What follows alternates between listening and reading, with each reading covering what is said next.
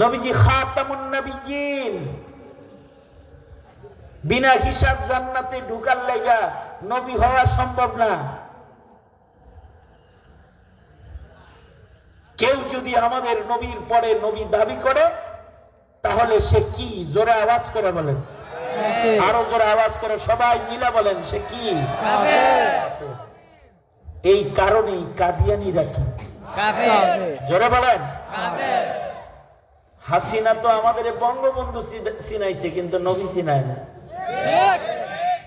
গোটা দেশ শেখ মুজিবুর রহমানের মূর্তি দিয়া ভরে ফেলছে, দেশটাকে একটা মন্দিরে পরিণত করছে। 16 বছর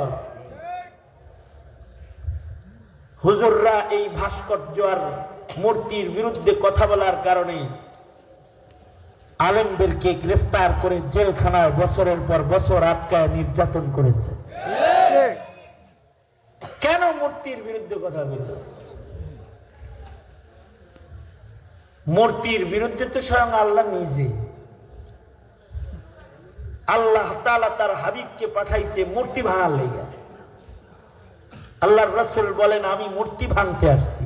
আল্লাহু আকবার, জোরে বলেন। এই মূর্তি পূজা মিটাইতে আইছি আমি, নবীজি বলেন।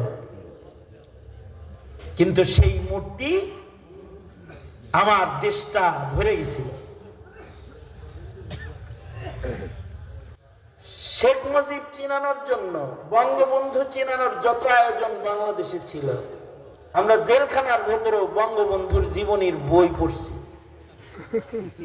কারণ ওইটাও পড়া বাধ্যতামূলক ছিল। চিনো নেতা, চিনো নেতা চিনাইছে,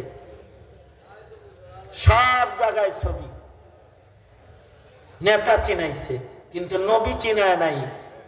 এ কারণে নাস্তিক বেশি, কাদিয়ানি বাড়ছে, নাস্তিক বেড়েছে, শাহবাগীদের উত্তাল তরঙ্গ হয়েছে বাংলাদেশে,